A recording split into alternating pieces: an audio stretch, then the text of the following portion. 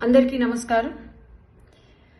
మొన్న జరిగిన బస్సు ప్రమాదంలో 19 మంది ప్రాణాలు కోల్పోవడం, ఆ ప్రమాదం జరిగిన తర్వాత ఇంకా ఆ సంఘటన కూడా మర్చిపోలేని పరిస్థితి.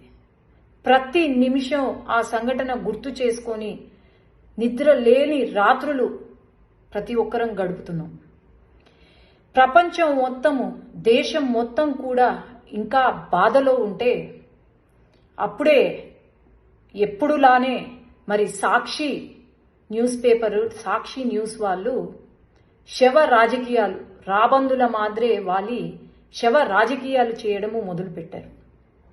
ఈరోజు న్యూస్ పేపర్లో ఏమని వచ్చింది, ఎవరైతే బైక్ నడుపుతున్నారో వాళ్ళు బెల్ట్ షాపుల్లో కల్తీ మందుని తాగారు, అందువల్లే ప్రమాదం జరిగింది అని చెప్పి ఈరోజు సత్యమేవ జయతే అని క్యాప్షన్ పెట్టుకున్న సాక్షి అసత్యం మాటలు పలుకుతుంటే సిగ్గుపడాలి.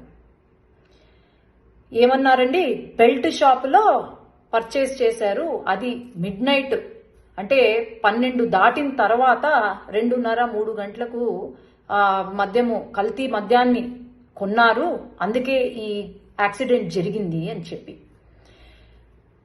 నిజాలు తెలుసుకొని ఒక సాక్షి న్యూస్ పేపర్ కానీ న్యూస్ ఛానల్ని కానీ ఒక మహిళ నడుపుతుంది.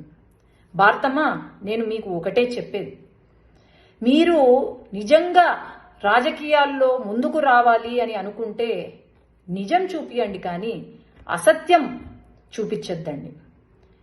ఈ అసత్య ప్రచారాలు చూపించే మీకు 11 సీట్లు వచ్చాయి. ఇంకా ఇలానే కంటిన్యూ అవుతే మీకు ఆ ఒక్క సీటు కూడా రాదు అని నేను చెప్తున్నాను. ఎందుకంటే ఇన్వెస్టిగేషన్ రిపోర్ట్స్లో తేలింది ఏంటి, వాళ్ళు ఎవరైతే ఉన్నారో, బైక్లో వచ్చిన పిల్లలు ఎవరైతే ఉన్నారో వాళ్ళు పర్చేస్ చేసింది, మందు కొనుగోలు చేసింది ఒక లైసెన్స్డ్ వైన్ షాప్లో.